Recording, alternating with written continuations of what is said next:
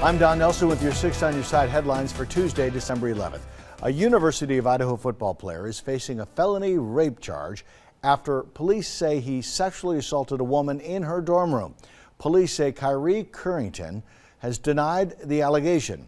He's out on $75,000 bond after appearing in Latah County Court. Authorities say the alleged incident happened early Friday morning. According to university officials, Currington has been suspended from the football team and has agreed not to appear on school grounds unless accompanied by an official. The player could not be reached for comment. His next court appearance is scheduled for January. A Boise man has been charged with having inappropriate sexual conduct with a young girl, and police fear there could be more victims. Detectives say this man, 66-year-old James Williams, had sexual contact with the girl within the last few months.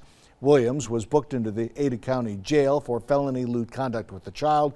Though the two apparently knew each other, officers are concerned that there may be other young victims out there. If you have any additional information on this case, call Crime Stoppers at 208-343-COPS.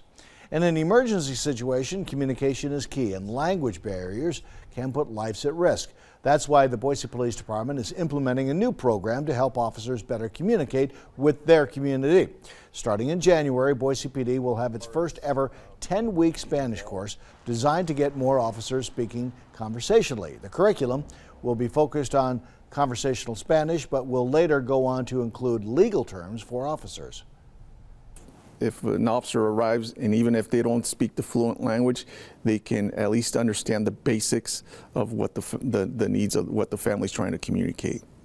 Other local departments, such as Nampa PD, use a language line to fill language barriers when the need arises.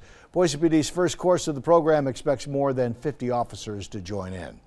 Keeping kids safe is a priority for Idaho school leaders, and that includes the trips to and from home.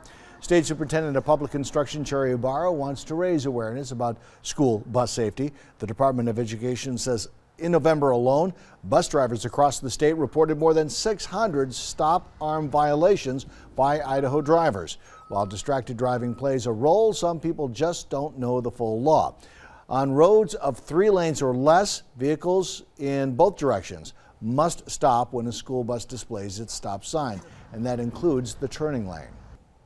If there's 3 lanes of traffic, a center turn lane, sometimes they don't think they need to stop as oncoming traffic because there's a center turn lane. And in actuality, they do need to stop. On roads with more than 3 lanes, only those going in the same direction as the bus must stop. Running a school bus stop arm that is, will cost you a hefty ticket between $100 and $500. But more importantly, it could potentially cost a child their life. Governor-elect Brad Little is set to receive more than $54,000 a year to cover his housing costs when he takes office. A state panel of lawmakers voting along party lines to raise the governor's monthly housing expenses to more than $4,500 a month. That money comes in addition to the governor's $138,000 salary. Idaho is one of just a handful of states that lacks a governor's mansion. Outgoing Governor Butch Otter decided to live and host guests at his home in Star.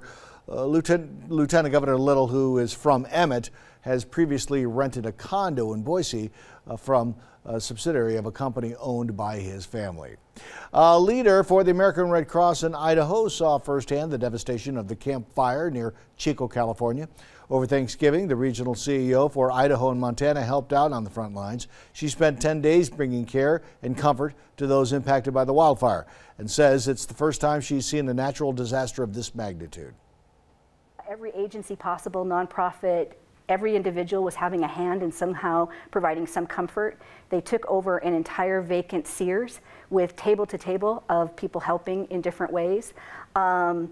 The residents that I had the pleasure of talking to, there were very scary stories of people really escaping with just minutes to spare.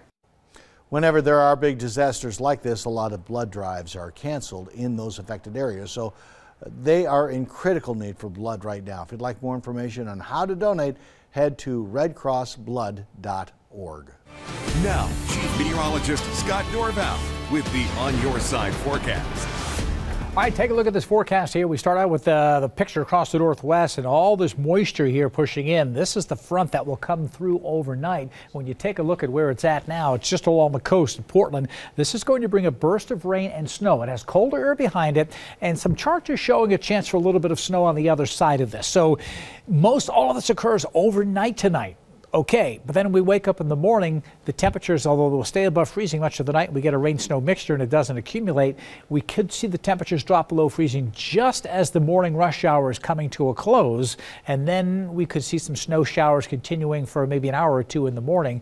And then it warms up and temperatures will be well up to near 40 degrees during the afternoon. So a lot will happen overnight, and we could see some black ice for the morning commute on Wednesday.